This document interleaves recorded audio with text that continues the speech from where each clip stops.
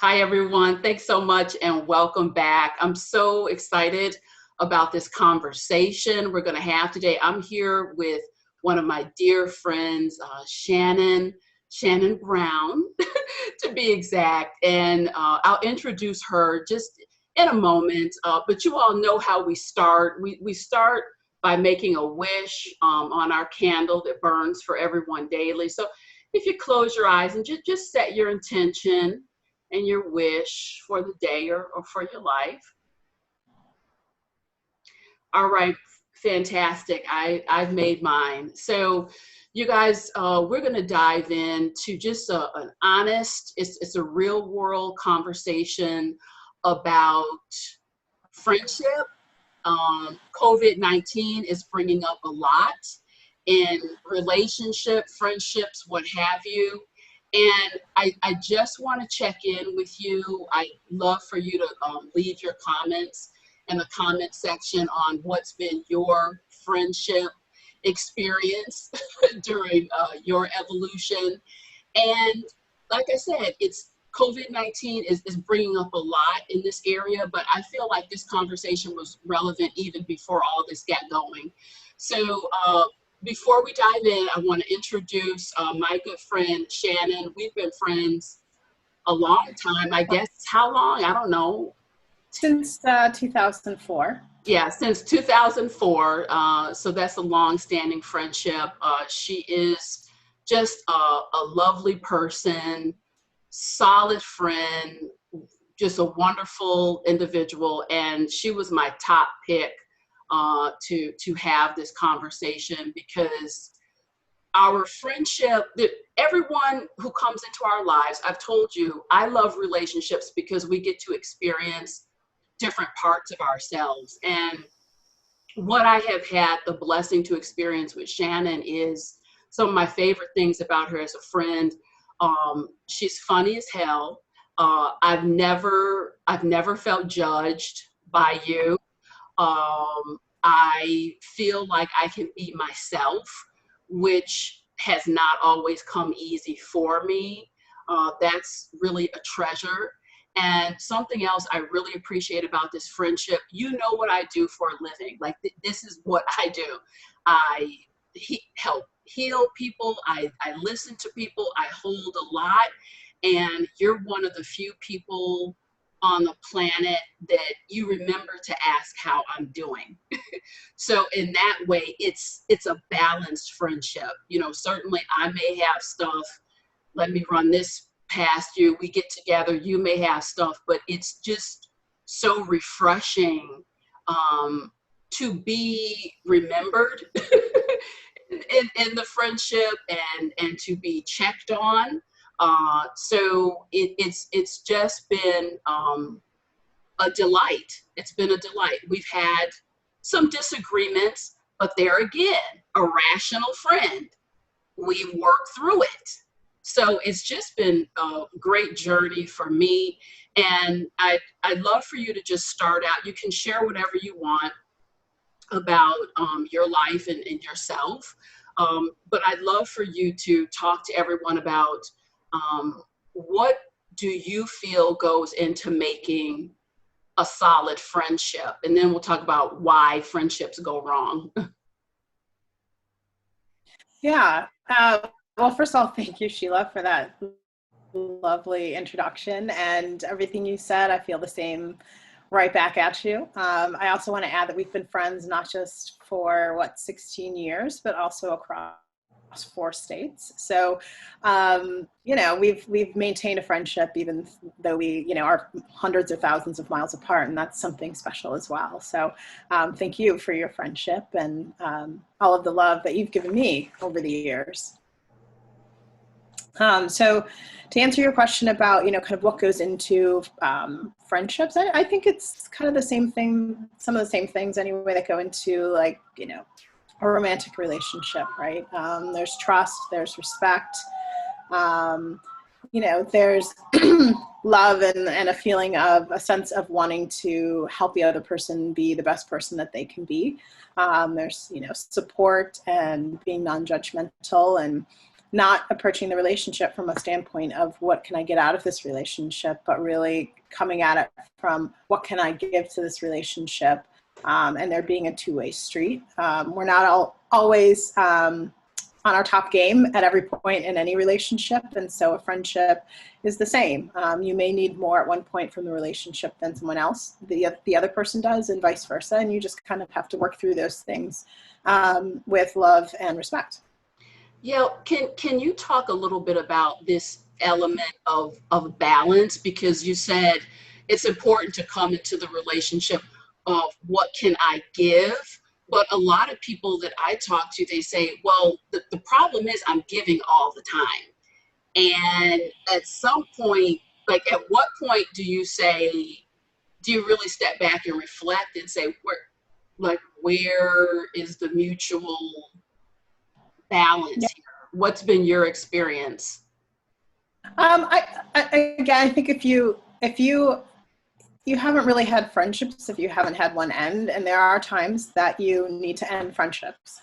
And when it's a one-sided friendship or a one-way street, that seems to me to be an appropriate time to kind of step back and say, hey, is this relationship serving a purpose in my life? And is it uplifting me?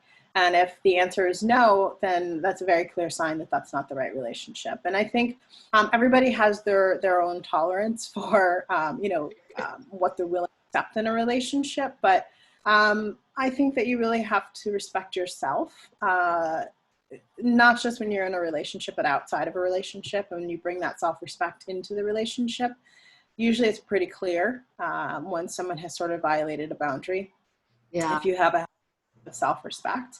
So, if something doesn't feel good, you have to listen to that, and you have to think about it, and you have to kind of look at it objectively. And again, ask yourself whether the relationship is really serving a good purpose in your life. If it seems like the purpose of this relationship is to make you feel bad about yourself, if you come away from interactions consistently feeling sad or mad or unfulfilled, I think that's a relationship that you should really take a good hard look at and assess whether or not it's one that should continue.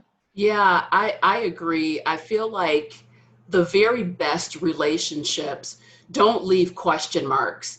And I have to say, over just my evolution, my journey as a woman, as a friend, as a child of God, what have you, I have gone further and further into just some basic common sense elements where if you're constantly questioning the friendship, there is a problem. And I have experienced some friendship heartbreak, and Yeah. one in particular was just because I could not believe the level. It took me so much, which was also should have been a red flag for me. It took me so much to be vulnerable within the friendship, because I was always walking on some kind of eggshells. And I had finally reached this point in my evolution where I'm like, you know what, I need to call this person on this. And I did it in as classy and compassionate way as possible, and was really just ripped into curse words, all of this. And I thought, as hurtful as it was, wow, what a manifestation of the reality of what was underneath this. So can you share a little bit about if we're talking about a friendship and it runs on a continuum? Like I have my manicure pedicure friends where it's more on the surface. Let's be honest. Everyone doesn't get to get in the sacred space. So Nor let everybody in there. Right? yeah, yeah. I've learned that over time. So we're talking about friends who are actually in more of the interior of our lives. I feel like there really does need to be a certain permission to be vulnerable and to share. What's been your experience with that? Yeah, I have the same types of friends as well. Some that are closer, some that are not. I try to be honest in every relationship, so it's not as if I'm hiding things, but allowing myself to be vulnerable, I guess, and have that connection with someone. I mean, that takes time, and rightfully so. Someone needs to earn that, right? And you need to earn that, you know, for the other person as well. Like, you need to earn their trust. So it's something that is,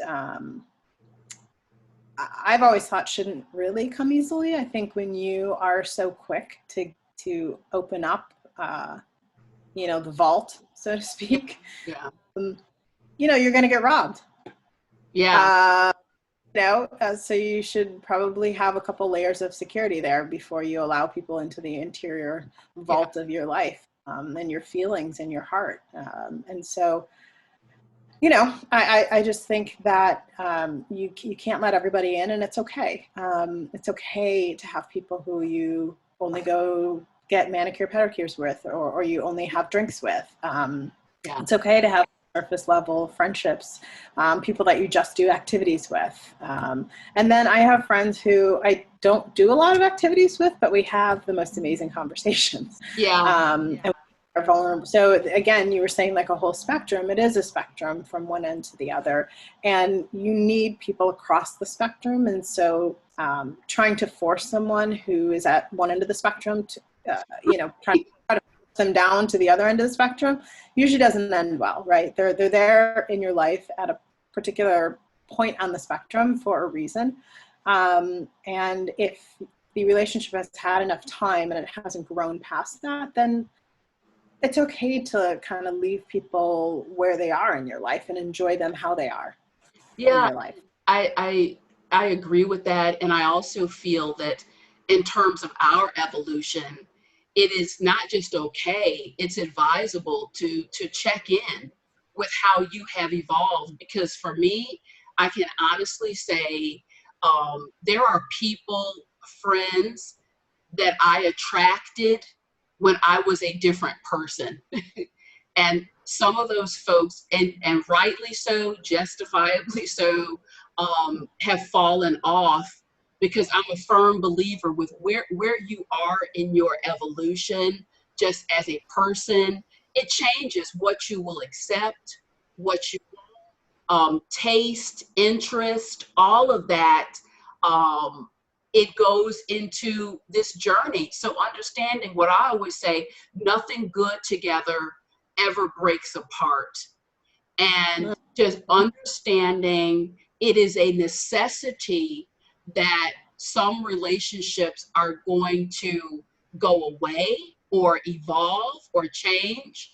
So what words of wisdom do you have for how, this is the in quotes, how to let go, how to let a relationship transition out of your life?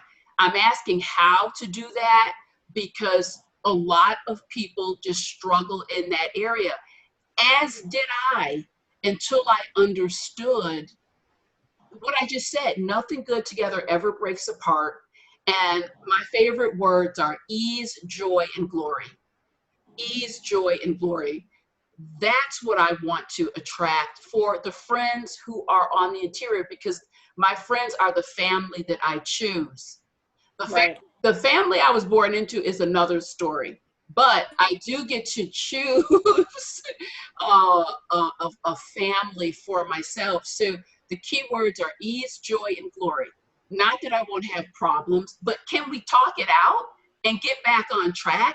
Can I feel like when I have a success, you're with me? When I have a failure, you're with me? And that's another favorite thing I love about this friendship, is because you celebrate the successes and you also have the compassion for the failures. I think a true friend is riding shotgun in both. Oh yeah, definitely. And to your question about how to end a friendship, I think it first starts with you inside, right?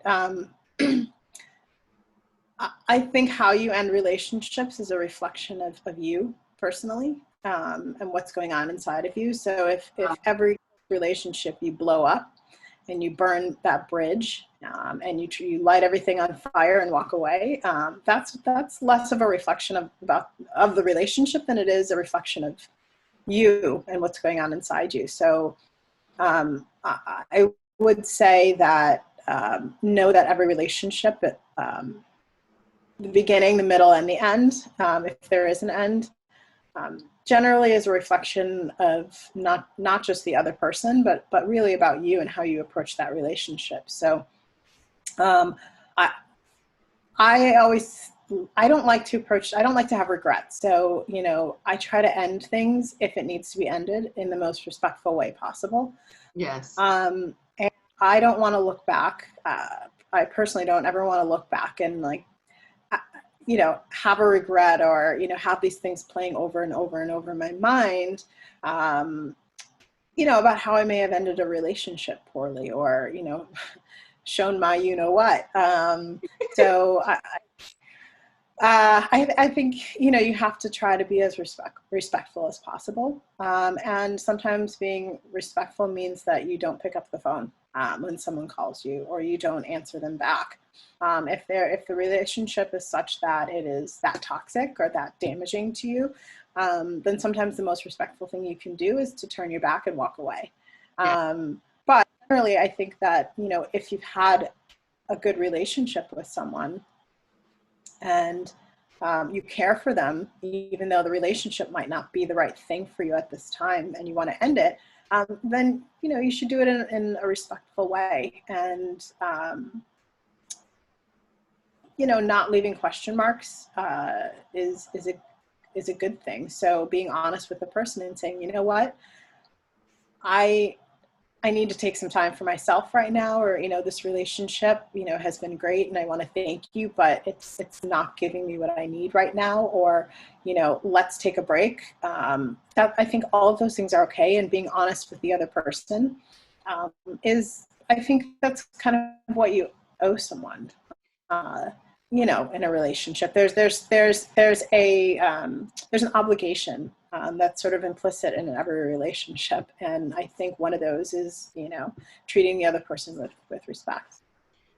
I do too, and I think it's beautiful and it's magnificent.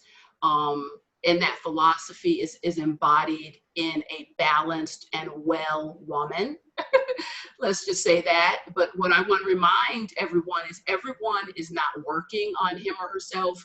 Everyone is not balanced and well. And I have to say, even personally, the person that I was 15, 20 years ago, even 10 years ago, is not the person that I am today.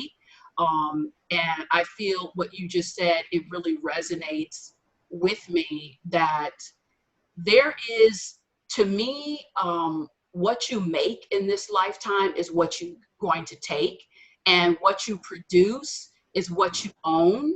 So if you unleash carnage on someone, and like you're saying, show your butt, if you will, at the end of a relationship or during relationship in ways that are damaging, I feel that is an energy that ultimately you're responsible for. They have to go on and heal. But I'm with you. I feel like wherever it is possible, and I think it's always possible, to lead with some level of decorum and just decency. You don't have to unleash Armageddon. And what I've seen is there's always regret with that. It may feel momentarily real good, but I've had so many men, women that come and say, I was angry, I was whatever. And the stuff you do and the stuff you say, you can't put the genie back in the bottle. And then what you've done after you've unleashed that carnage on someone, you've closed the door. You've closed the door to the potential. Number one, people change, they grow, they evolve. And I've been shocked at the number of people who won't go back and do any cleanup work. It's like, I'm going to completely demonize a person. You're all wrong. And that's just not evolved. It's not, because we're all a mix of things. So I see people do that a lot at divorces, when they're divorcing, or maybe there's been a long-standing friendship, you take this broad brush and just demonize a person. And it may have been someone who, like you said, you had some good history with. So I think it's, to point that you made is being able to get to that point where you can make the distinction of, look, it's not good for me anymore, or it's not good for me at this time. It doesn't mean that you're Satan spawn. It just means that for my evolution right now, I need to go in a different direction. And I just think that's the mark of a person who's done some work within themselves. What do you think? Absolutely. I mean, I think you have to be, especially in situations as fraught as, a divorce, for example, or just a really bad acrimonious breakup where there may have been, infidelity or whatever, I think it shows a level of, like you said, someone having done the internal work to away with your head held high, and knowing that you can respect how you ended a relationship. And I think it's important, and I think it shows a level of self-control as well. And I think that's not always easy, like you said, and we've all been there, where we've maybe said something in the heat of the moment that we regret. I know I have. But I think that, if you are introspective and you kind of take the time to understand where those feelings are coming from, and why that person is able to push that button that they push, you can avoid having those kinds of really damaging ends to relationships. Again, it's always preferable to leave a relationship with some self-respect, and having no regrets in how you behaved, or it's just it doesn't feel good to, when you calm down, you always look back with regret on the things that you say in the heat of the moment, and it never feels good. And so when you end a relationship, if you can end it in a way that doesn't leave you with those regrets, that's kind of a gift that you can give yourself. And because I think those regrets do gnaw at you. And I could also say that it's never too late to say sorry. I have received, over the years, a couple notes, I'm sorry, Sheila, I apologize for that. These weren't relationships that were rekindled, but certainly the thought, I want to throw that in too. And there's been a time or two where I've needed to do some cleanup work. And so all of it is relevant. It really is. I want to give you an opportunity. Do you have any last words for the subscribers? Yeah, just I think it's tough, especially now during this time. Time of coronavirus. Love and relationships in the time of coronavirus is not easy. And I think it brings up a lot of questions, right? Either being confined with someone or being forced apart can really bring in a lot of questions or doubts about relationships, or a lot of emotion within the relationship. And so I think that I think it's good if everyone can just try to spend a little bit of time by themselves, and maybe you're not able to be physically by yourself, but within your own thoughts. And just trying to figure out how to best approach every relationship in your life, and maybe taking this time to figure out how to do it better the next time with that person, or in the next relationship, or how to do it better in the relationship that you're in. So despite all of the bad that's happening out there in the world, there can still be some good that happens, inside. Yes. So thank you so much for being with me. I love you dearly. And thank you for being a friend that is the embodiment of ease, joy, and glory. So thank you so much. And I'll see you very soon when this craziness is over. Love you, Sheila. Bye.